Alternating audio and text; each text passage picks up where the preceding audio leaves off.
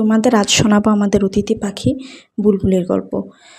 একটা বুলবুলি পাখি আমাদের বারান্দায় 3টা ডিম পেড়েছিল। সেটা আমরা কেউ খেয়াল করিনি। একদিন বৃষ্টির রাতে আপু আর আমার ছোট বোন সেটাকে খেয়াল করে। তখন শুধু 3টা ডিমই ছিল। তারপরে সেই ডিম থেকে আস্তে আস্তে একটা একটা করে বাচ্চা ফোটে।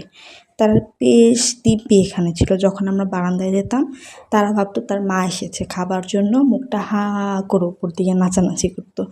কিন্তু দুর্ভাগ্যবশত আমরা তো তাদের আর খাবার দিতে পারতাম না। তো এই করতে করতে তাদের দিন যেতে থাকে। তো এই তো তারা তখনও ছোট, এখনও পশম হয়নি আর কি তাদের। তারপর আস্তে আস্তে তারা সেখানেই থাকে। ধীরে ধীরে তাদের পশম হয়, তারা আরও বড় হয়। তারপর ঘটে এক দুর্ঘটনা। দুর্ভাগ্যবশত আমাদের এক আন্টি সেই পাখিগুলোকে ধরতে যায়। ধরতে গিয়ে একটা ধরতে পারে, বাকি 2টা পাখি নিচে পড়ে যায়। এবার হলো মহা দুশ্চিন্তা, আমরা পাখিগুলোকে কোথায় পাবো। তার মাঝে আরেকটা কথা বলে নিই, পাখিগুলো যখন পশম হয়ে যায় তখন পশম যখন হয়ে গেছিলো তখন তার মা খুব হিংস্র হয়ে যেত। আমরা যদি পাখির কাছে যেতাম তখন তার মা দূর থেকে তাড়া করতো, ছুটে এসে ঠোকর দিতে চাইতো, এরকম একটা অবস্থা। তো এই তো আমি অলরেডি দৌড়ানি খেয়ে ফেলছি, জীবনের প্রথম বুলবুলি পাখির দৌড়ানি খাইছি ভাই। তো সেখান থেকে আন্টি ধরতে গিয়ে সে একটা পাখিকে ধরে আমাদের ঘরেও নিয়ে আসে। আমরা সেখান থেকেও ছবি টবি তুলেছিলাম। বাট 2টা পাখি যে পড়ে গেল, সে পাখিগুলোর জন্য খুব টেনশন হচ্ছিল কোথায় পড়লো।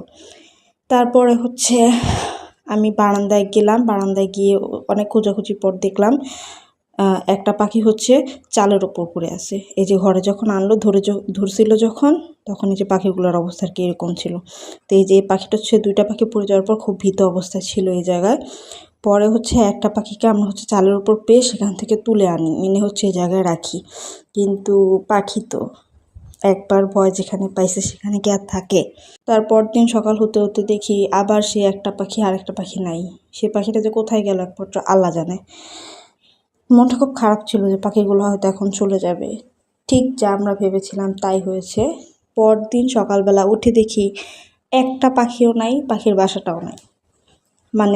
হয়তো মা পাখিটা বাচ্চাগুলোকে নিয়ে অন্য কোথাও চলে গেছে। তো এই ছিল আমাদের বুলবুলি পাখির গল্প। শেষটা খুবই খারাপ লাগছে, খুবই বলতে খুবই।